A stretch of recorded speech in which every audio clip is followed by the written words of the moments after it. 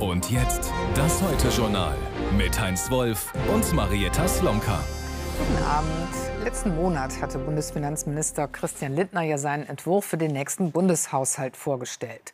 Nun geht es an die Details, in denen bekanntlich der Teufel steckt, beziehungsweise der größte Konfliktstoff, nämlich die Frage, wie das Ganze finanziert wird. Der Haushalt, ja gerne auch mit etwas Pathos als das Schicksalsbuch der Nation bezeichnet, fasst auf jeden Fall in Zahlen, wo eine Regierung ihre Prioritäten setzt und welche Spielräume sie angesichts der Wirtschaftslage hat. Derzeit keine großen, berichtet unser Korrespondent Frank Buchwald, dem der Finanzierungsentwurf bereits vorliegt. Monatelang haben sie gerechnet im Finanzministerium. Nun ist klar, im Haushalt für 2024 regiert der Rotstift. Alle Ministerien müssen sparen, damit die Schuldenbremse greift. Falsch, kritisiert die linke Opposition. Wir haben in Deutschland kein Ausgabeproblem, wir haben ein Einnahmeproblem. Und wir sind eines der wenigen Länder, die keine Vermögenssteuer haben, beziehungsweise eine Erbschaftssteuer, wo fette Erben beziehungsweise fette Erbschaften mit einem ganz mickrigen Steuersatz versehen sind. Und das geht überhaupt nicht in solchen Zeiten. Kritik entzündet sich vor allem an 3 Themen: Rentenversicherung, CO2-Preis und Elterngeld. So sollen etwa die Zuschüsse zur Rentenpflege- und Arbeitslosenversicherung geringer ausfallen. Bei Gewerkschaften und Arbeitgebern stößt das auf Unverständnis. In einer Stellungnahme der BDA heißt es: Wer Aufgaben zulasten der Arbeitslosenversicherung verlagert und Zuschüsse zur Renten- und zur sozialen Pflegeversicherung kürzt, spart nicht, sondern bucht lediglich eigene Lasten auf das Konto der Beitragsgemeinschaft um. Die FDP widerspricht. Der Bundeshaushalt wird nach wie vor einen dreistelligen Milliardenbetrag pro Jahr der Rentenversicherung zur Verfügung stellen. Das heißt, hier müssen wir uns auch ehrlich machen. Der Bund ist hier stark in der Verantwortung und ein Automatismus hin zu Rentenbeitragserhöhungen gibt es nicht. Energie wird die Bürger bald wohl deutlich mehr kosten, fürs Auto, aber auch beim Heizen.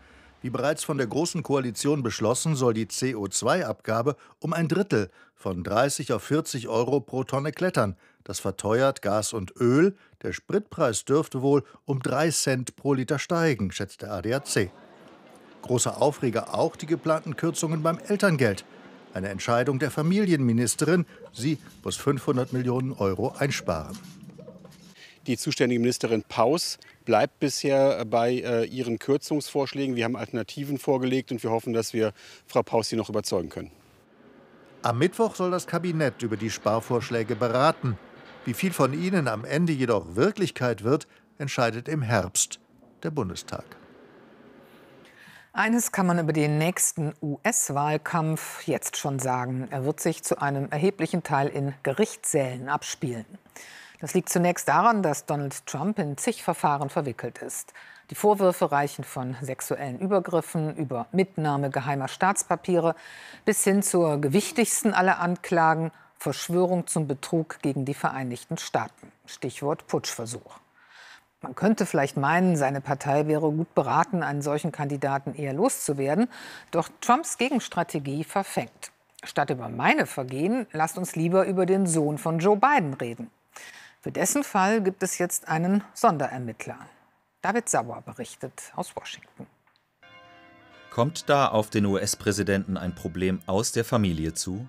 Der eigene Sohn könnte zur Belastung werden im Wahlkampf. Alle Vorwürfe gegen Hunter Biden müssten jetzt durch einen Sonderermittler transparent aufgeklärt werden, so begründet der Justizminister seine Entscheidung. Die Benennung unterstreicht das Engagement des Justizministeriums, Unabhängigkeit und Rechenschaftspflicht zu gewährleisten in einer besonders sensiblen Angelegenheit. Republikaner hatten diesen Schritt lange gefordert. David Weiss hat nun diese Rolle mit weitreichenden Befugnissen. Es geht um Steuerhinterziehung und illegalen Waffenbesitz. Ein Deal zwischen Hunter Bidens Anwälten und der Staatsanwaltschaft war kürzlich geplatzt. Ein Prozess ist jetzt wahrscheinlicher. Es könnte also ein Wahlkampf werden, der in Teilen vor Gericht abläuft. Donald Trump muss sich in mehreren Verfahren verantworten. Wahlbeeinflussung, der Sturm aufs Kapitol, versteckte Geheimdokumente. Da kommt es ihm gerade recht, dass sich das juristische Ungemach in der Familie Biden ausweitet. Die Negativschlagzeilen geben Republikanern die Gelegenheit, das Thema auch im Wahlkampf gegen Joe Biden zu verwenden. Sie hoffen, dass auch an ihm etwas hängen bleibt. Donald Trump selbst war es, der als Präsident den jetzigen Sonderermittler beauftragt hatte, gegen Hunter Biden zu ermitteln. Dennoch versuchen manche Republikaner, dessen Unabhängigkeit in Zweifel zu ziehen. Das ist zu 100% ein politischer Schachzug. Wie kann man jemanden ernennen, der vor weniger als 2 Wochen erst versucht hat, ein Wohlfühlangebot zu verhandeln?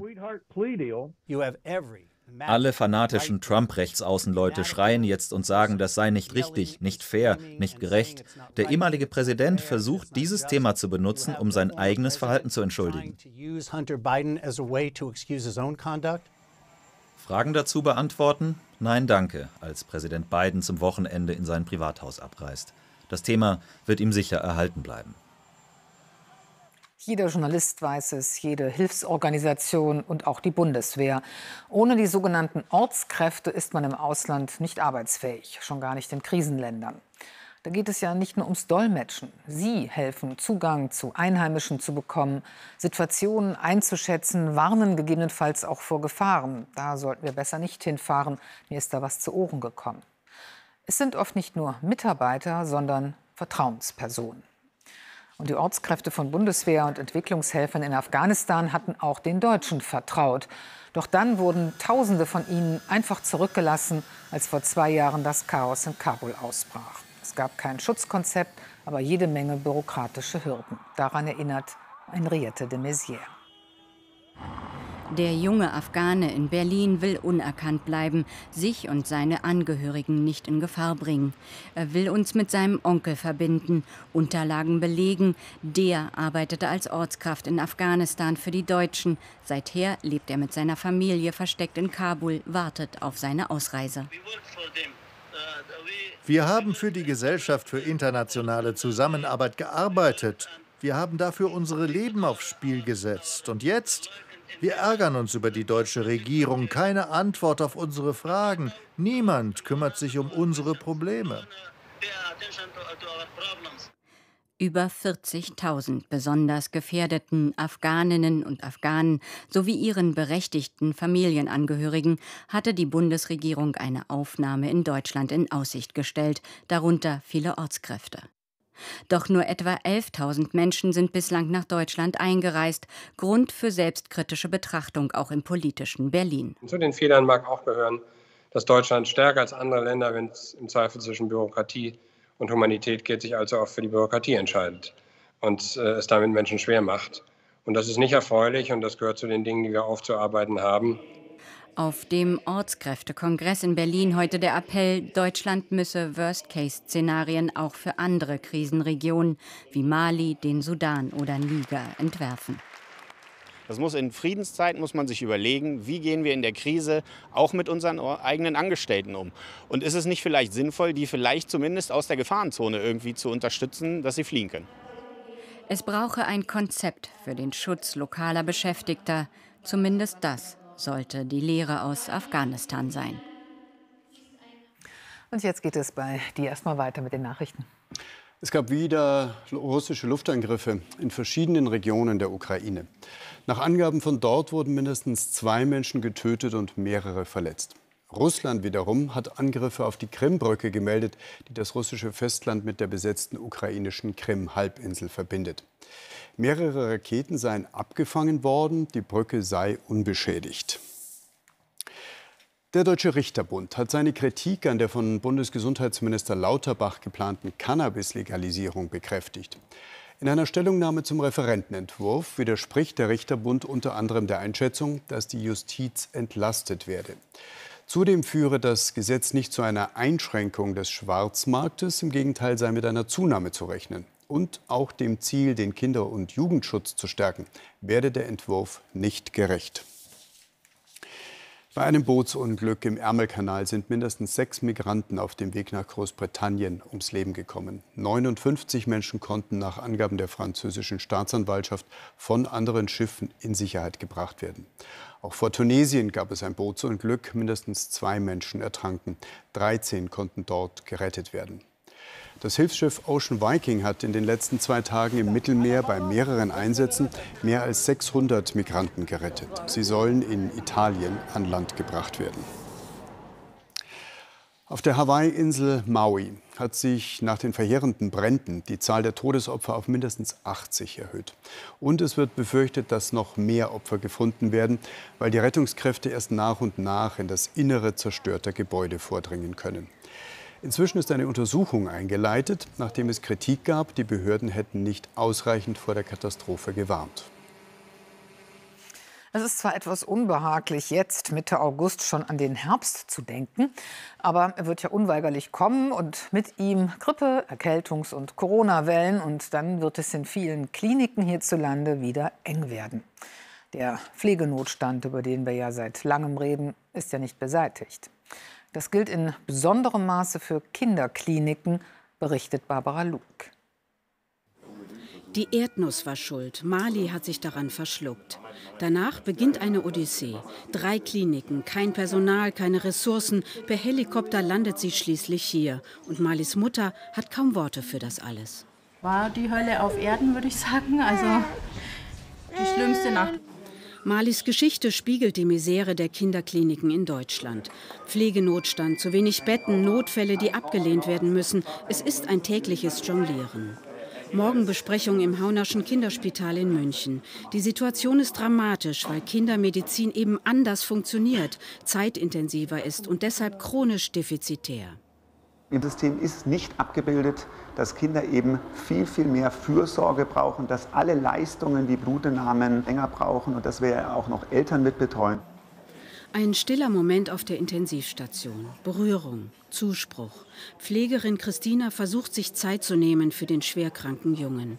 Dabei ist die Station gerade wieder unterbesetzt, wie fast immer. Dann hat man natürlich nicht die Zeit und die Hände, die sich um die Patienten kümmern können. Da muss halt das Notwendige gemacht werden.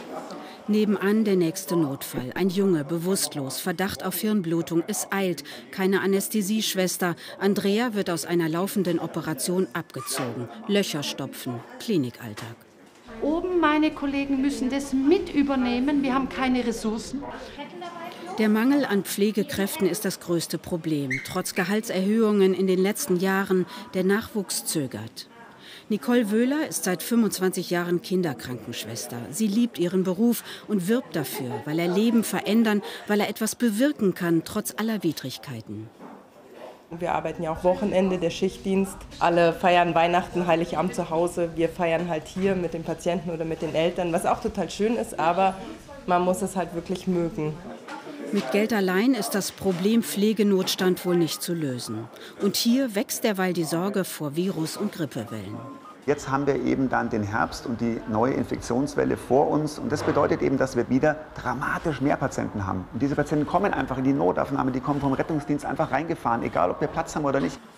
Mali übrigens hat das Schlimmste überstanden. Die Erdnuss ist raus, aber von Krankenhäusern, sagt ihre Mutter, hat sie echt genug.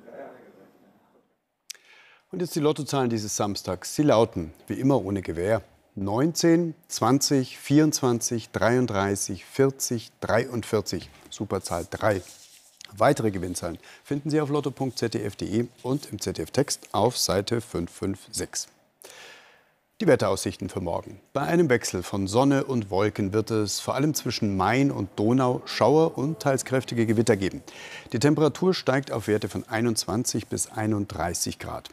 Und die weiteren Aussichten, das mit 21 bis 32 Grad sommerliche, warme Wetter mit Schauern und Gewittern, setzt sich auch in der nächsten Woche fort.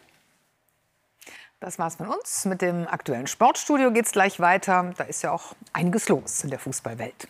Und um 0:15 Uhr gibt es dann die nächste Heute Express. Und bis morgen wieder. Auf Wiedersehen. Auf Wiedersehen.